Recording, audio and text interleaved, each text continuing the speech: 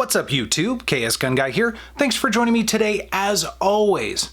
So I've been posting some teaser pictures on Instagram. Yes, I am on Instagram and Facebook. Those links are down below. But I've been posting these teaser pictures about a new acquisition to the collection, and that's the gun in front of you, this CZ75 SP-01 Phantom. And I've been checking out this gun for a little while now. Past couple of months, my local gun store, Centerfire Shooting Sports, has had one, and I've certainly fondled it quite a bit and done a little bit of dry firing and just kind of gotten a feel for it, and it has felt really good in the hand, but I didn't pull the trigger at the time, no pun intended.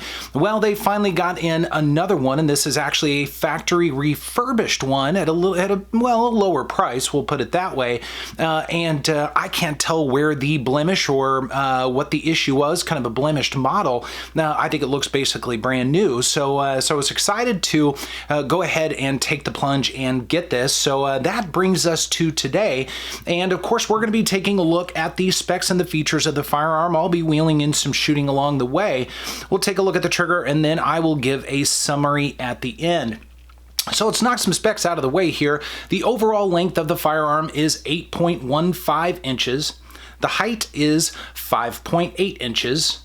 The barrel length is 4.6 inches. The width is 1.46 inches. Now the weight, and here's where things get just a little bit different, the weight on this is 29.4 ounces. Now it's significantly lighter than its two other siblings. I'll talk about those a little bit as we go along. But for now at least, the SP-01 Tactical and the SP-01, those are going to weigh around 40 ounces. That's because those are steel framed firearms, whereas the Phantom is a polymer framed firearm. So you're going to get a significant amount of savings in that frame alone. Now there are some other differences as well, and I'll talk about those as we continue along. Now from a magazine standpoint, this does come with two 18-round magazines, which is fantastic. So you really do get some pretty good capacity in this particular firearm. Now the slide finish is a black polycoat finish. Now generally speaking, CZs have pretty robust finishes both on the barrel and on the slides. Now time will tell with this one. This is a little bit more of a matte finish versus maybe my P-07, and I'll be wheeling in that in a later video perhaps, but again, most CZs are pretty robust, so we shall see, and I'll be providing some updates along the way. Again, the frame is a polymer frame. Now another thing about this, and a lot of these CZs are double action, single action, so it is a hammer driven firearm rather than striker fire like maybe the P10C. Now from a feature standpoint, we'll just kind of cover the whole gun here. In terms of the grip, a couple of things. Now it does have interchangeable back straps, which is fantastic. Now I just left the one that came with the gun on it, but it does come with a little bit of modularity, a little bit of flexibility to enhance that grip and make sure that it fits properly for you. Now from a grip texture standpoint, I would say that this is relatively mild to medium, so it's not terrifically aggressive. And then the back and the front straps do have some checkering as well as some horizontal lines on them. Again, not overly aggressive by any stretch. However, the ergonomics are such that it really does, it just kind of fits in your hand very nicely. I mean, I think it's a very classic feel, so to speak, and there are just enough curves and just enough lines to really make it a very comfortable fit. And it does have a beaver tail as well, so you can really ride up pretty high on it without any sort of an issue with slide bite or anything like that. So I think from a grip standpoint, it's quite comfortable. And again, I'll be comparing it to the P07 at a later time, which is another one of my favorite CZs. But again, the ergos are really spot on. Now it does of course have an accessory rail for your lights, lasers, grenade launchers as expected. Now a couple of things about this. I've been doing a little bit of homework and a little bit of studying about some of the differences between this as well as the SP-01 and the SP-01 Tactical, which I have done a video on in the past, so be sure to check that out. It's somewhere down in the video library, so to speak. From a control standpoint, this gun out of the box does not come ambidextrous at all. In other words, the magazine magazine release, the decocker, which this is, it's not a safety, it's a decocker, and then the slide lock, slide release, whatever you want to call it. These are all on the left-hand side for right-handed shooters. Now, there are some subtle differences between this and the SP-01 and the tactical. So the SP-01 actually has a safety and it's ambidextrous on it rather than a decocker. The tactical has an ambidextrous decocker versus this one only being on the left side for right-handed shooters. So there are definitely some differences. Now, according to some of the forums out there in regards to the Phantom, as far as ambidextrous swappability, so to speak, several people were saying that you can actually flip around the slide lock, slide release lever to make it on the right side for left-handed shooters, and you can actually swap out the magazine release as well. I have not tested that, although, and I know I'm flipping this around quite a bit, it does seem like, based on at least the size of the holes and everything, that perhaps is very true. Again, I have not put that to the test, so if you've got some experience with that, be sure to share that in the comments. But I thought that was very interesting that they've changed some of the functions and controls, the manual of arms, so to speak, of this firearm with the different iterations of it. So again, that's the frame overall at this point. Again, we'll come back to the trigger just a little bit later on in the video. From a slide standpoint, one of the big things, of course, slide serrations only on the rear, not on the front, like maybe a P09, P07, something like that. A lot of people say because there is not a lot of real estate on the slide, I mean, you'll see it's a pretty small slide. The stature is quite short, that there's not a lot of room to do maybe an overhanded rack or something like that. These guns were more designed to be racked like that, or even using the release, which is certainly very reachable, at least with my size hands. But I found while I was shooting that just by nature, a lot of times I do an overhanded rack. I mean, that just is pretty comfortable. I've been doing that for quite some time now. It worked quite well. It wasn't a big deal. Now, I did also use the release on multiple occasions. That worked quite well. So I think it really can function in whatever way you're most comfortable with. I would agree there isn't a lot of real estate, but I think there is enough to make it work without too much of an issue. Now, moving up the slide, another thing that's a little bit more unusual about the Phantom versus perhaps the tactical would be that they've milled out a little bit more of that slide. So it's a little bit more narrow up top, at least as you start going forward, again, reducing some of that weight and getting it under 30 ounces. So I think it's still a very good looking gun. I think it's got good lines. I think it's classic and it's a little bit reserved, but I think it is actually quite good looking. Now, from a sight standpoint, these are steel sights and they are a 3-dot setup. Now, these are the phosphorescent sights, or glowy sights, I like to call them. So they do gather ambient light, whether inside or outside, and they'll glow for a period of time, but they will eventually go out and you'll have to recharge them with more light. You know, at the range, that's all fine and good, but as we all know, in terms of EDC or concealed carry, that's not necessarily going to do you a whole lot of good, because generally speaking, this is going to be under some sort of garment, so it's not going to be gathering that light and charging up to be able to be bright again. But again, from a range standpoint, it's pretty good. Now, one other thing I did notice as I was shooting, and I've been spending a fair amount of time, admittedly, with Ameriglow and Trijicon HD style sights, so I've gotten a little bit spoiled and a little bit used to those very high-vis front sights. This gun does not really have that, so I had to spend a little bit more time and be a little bit more calm as I was shooting, just to kind of retrain my mind a little bit that I wasn't looking for some bright yellow or bright orange dot in the front, but rather these more subdued, smaller dots here. Certainly doable, it's not a big deal, but they are not quite as visible as some guns out there, or some sights out there, rather. Now, one other feature about the slide, it does have serrations on the top to help reduce a little bit of glare there. So I think that's a really nice attention to detail, if nothing else, and again, adding to some of the look of the firearm. So that's really it from a specs and a feature standpoint, but let's go ahead and take a look at a little bit of shooting, see how it does, and when we come back, of course, we'll take a look at the trigger and see how that does.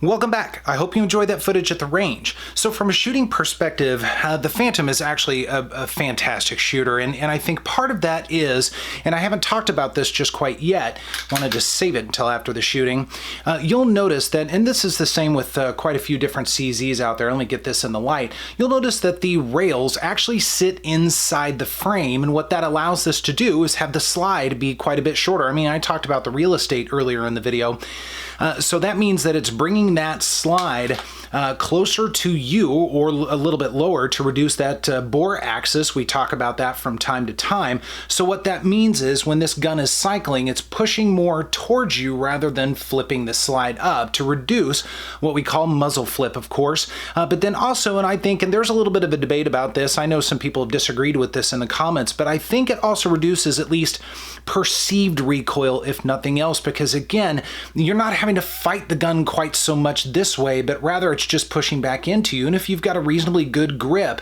and a little bit of upper body strength at least, it's going to help reduce what your perception is of that recoil, if nothing else. So I'm interested to hear what you guys have to say about that, if you agree or disagree with that. So let's go ahead and talk about the trigger for a little while. And one of the things I think you'll notice pretty quickly is the curve of this trigger is quite accentuated. So it's a pretty significant or severe curve on it. And that's a love or hate sort of thing with me. Sometimes this trigger is fine, it's not a big deal. And other times I really wish it was a little bit more of maybe a flatter style or at least reduced curve trigger than it is. Maybe the Omega trigger on something like a P-07. However, it really has worked reasonably well. Now, most of you guys who follow the channel know that I tend to wrap my finger in a little bit more and not use the pad of my finger because my fingers are a little bit long and this is just more comfortable. I've been doing it for a long time, and I was concerned that perhaps I wouldn't be able to make this work quite as well. However, at the range, it seemed to prove just fine, and it was actually quite comfortable. I seem to remember the SP-01 Tactical not being as comfortable. It's probably just me, not the gun, but this trigger worked quite well. So in terms of trigger pull, we're going to see how this thing does. Now, I do have a magazine. It is loaded with dummy rounds as usual here. So I'm going to go ahead and load it and decock it. Now, of course, I'll try this without the trigger gauge, but then I'll bring in the trigger gauge for just a moment or two and see how this does. But in terms of your double action trigger pull, rather, I will say it's incredibly smooth. I mean, it really is. There's a fair amount of weight there. This is not a very light trigger, but it is very smooth. And then when you're done, I mean, it just follows through. It's very nice. It's very clean. It's not quite glass-like, but it's not entirely too far from it. I'm going to go ahead and chuck that out and let that go so you guys can see the reset. And I'll get my finger out of the way here. And there's your reset. It's not quite halfway out, but well, I guess maybe it is pretty much halfway out. So your reset is about there, really. So it's about halfway between. And then your single action pull here. We'll get to our wall. And there's our break. It's extremely light, very comfortable, almost glass-like again. I'm going to get that round out of there. And once again, your reset on this. Right there, and back out to the start. So from a trigger perspective, again, that double action pull is somewhat heavy, not the heaviest I've ever felt, but it's reasonably stern. But that single action pull is absolutely fantastic. I mean, I really think it's a very good trigger. So, all right, so let's go ahead and test the trigger on our Lyman gauge. Of course, this is clear, and we are zeroed out, and this is at our double action pull. So that's going to be 11 pounds, 6.8 ounces. Hopefully you can see that okay, and I will do that again. We are still in double action. Okay, that's going to be 11 pounds, 0.6 ounces. So again, it's pretty stern trigger when we talk about double action, but again, at least it's very smooth. And to me, it doesn't feel quite as heavy as it's measuring. So here's our single action pull. Okay, 4 pounds, 8.9 ounces. We'll do that again.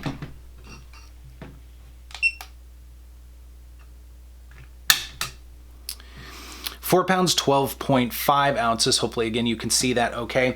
So a very nice single action trigger, certainly not the lightest out there, but again, I would say from a trigger pull standpoint, it's incredibly comfortable. It's almost glass-like, not quite, but still very good. So I've enjoyed the trigger. I think it's fantastic, even being the more accentuated curve. It doesn't seem to bother me very much at all.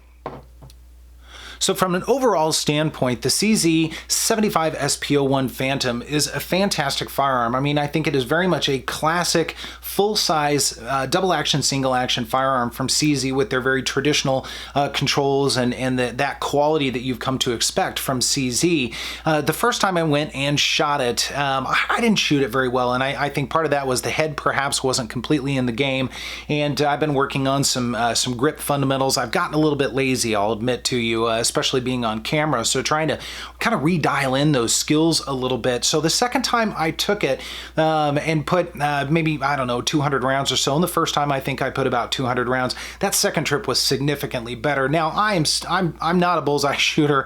I don't claim to be, and I don't aspire to be. I'm definitely a defensive shooter, but this absolutely did a job from a defensive standpoint, but it was just a pleasurable gun to shoot in general. So so it was a lot of fun. It was a pleasant surprise, and I'll be excited to wheel this back in, especially with this CZ-P-07, because that's one of my favorites in the collection, and see how these two stack up. So look for that coming soon.